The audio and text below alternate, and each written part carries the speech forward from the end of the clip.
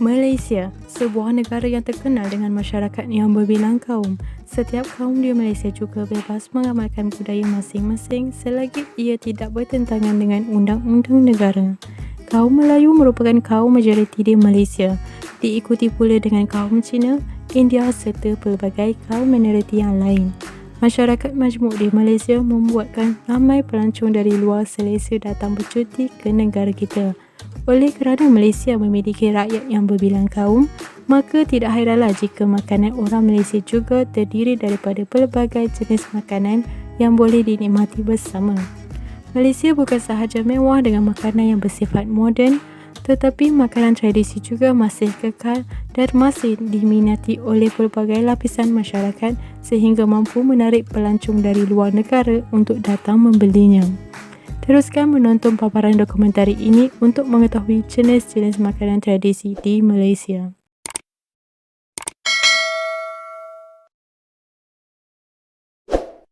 Pelbagai hidangan tradisi yang menarik di Malaysia, namun antara makanan yang paling diminati sepanjang masa adalah seperti nasi lemak. Nasi lemak dikenali sebagai juadah kebangsaan Malaysia dan boleh didapati di setiap pelosok Malaysia. Nasi lemak diperbuat dari beras yang dimasak dengan santan kelapa, halia dan juga daun pandan. Nasi lemak di Malaysia biasanya mengandungi sambal tumis, ikan bilis goreng, kacang tanah goreng, timun dan telur rebus. Terdapat juga penjual nasi lemak menyajikannya dengan lauk pauk lain seperti sambal sotong, sambal kerang, telur goreng, ayam goreng, rendang dan sebagainya. Seterusnya ialah juadah laksa. Laksa merupakan hidangan tradisi masyarakat Bawah Nyonya.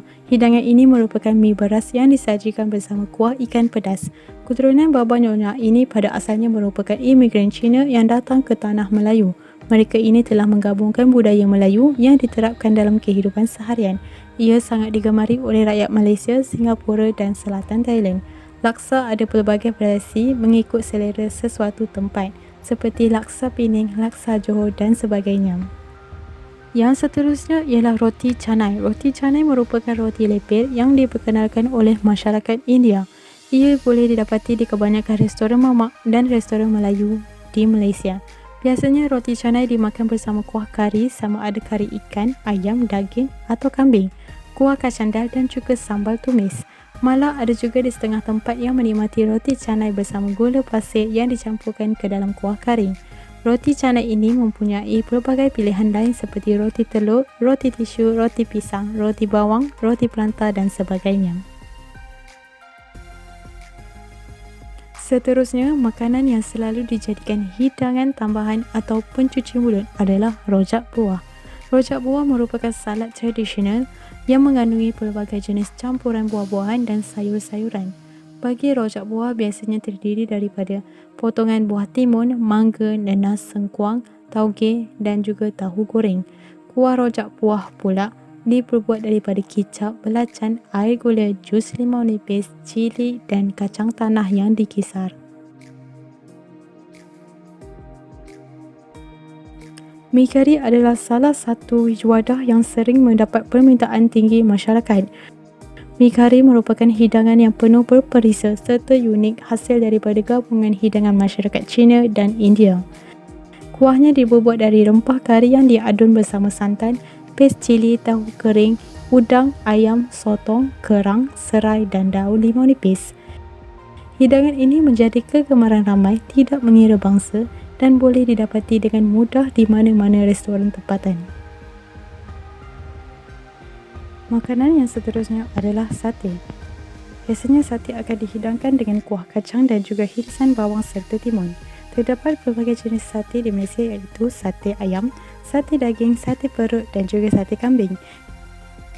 Ia merupakan kegemaran hampir seluruh rakyat Malaysia dan boleh didapati dengan mudah di gerai penjajah, pasar malam maupun restoran. Sate ini juga enak dimakan bersama nasi himpit. Ia juga sering dijadikan hidangan ringan pada waktu malam dan sangat popular sebagai salah satu hidangan menjelang sambutan perayaan.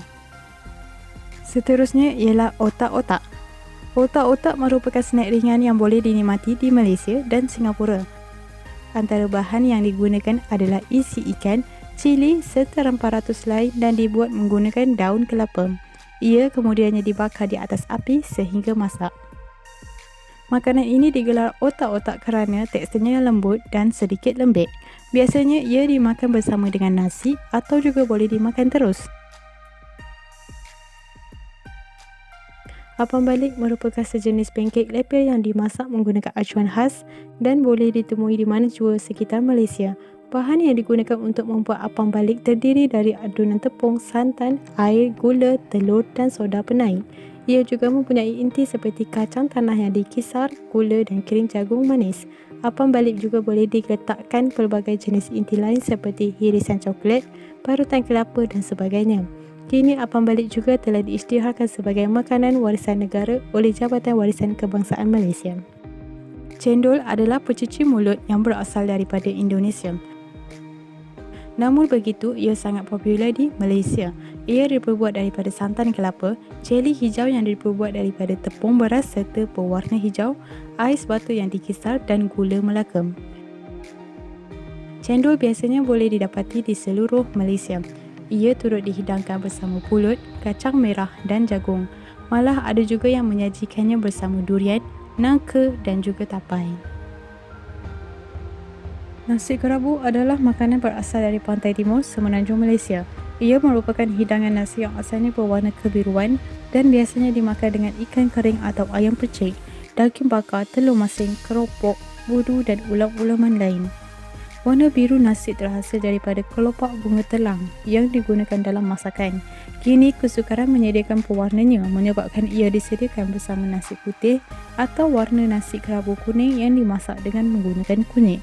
Penggunaan daun atau herba dalam masakan ini menjadikan warna nasi menjadi hitam. Antara hidangan yang sering menjadi pilihan untuk dinikmati adalah nasi berlauk. Nasi berlauk ini adalah panggilan untuk semua jenis nasi berlauk, tidak kira berlauk ayam, ikan atau daging.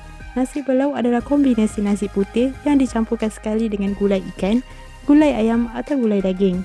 Ia perlu dilengkapi dengan sambal belacan resepi tradisi beserta ulam timun dan dibungkus sekali. Yang terakhir adalah teh tarik. Teh tarik antara minuman yang paling terkenal di restoran mamak dan diperkenalkan oleh masyarakat India. Malah ia juga boleh didapati di restoran-restoran biasa. Minuman ini digemari hampir kebanyakan masyarakat termasuklah kanak-kanak dan orang dewasa. Teh tarik ringkas sahaja bahannya. Sebut teh yang dimasak terlebih dahulu sebelum dibancuh bersama susu pekat dan juga susu secat. Buih yang terhasil dari teh yang ditarik cukup memikat jiwa ramai orang. Walaupun kebanyakan makanan tradisional Melayu yang kami senaraikan di atas masih popular dan sentiasa dikeluarkan secara komersial, tetapi ianya semakin dilupakan. Apa yang menyedihkan ialah generasi baru kini kurang mengenali makanan-makanan tradisi ini dan lebih gemarkan yang moden. Semoga dengan paparan kami ini dapat memberi pengetahuan dan dapat mengembangkan kembali pengaruh tradisi kita agar dapat dipanjangkan hayatnya untuk tatapan generasi akan datang.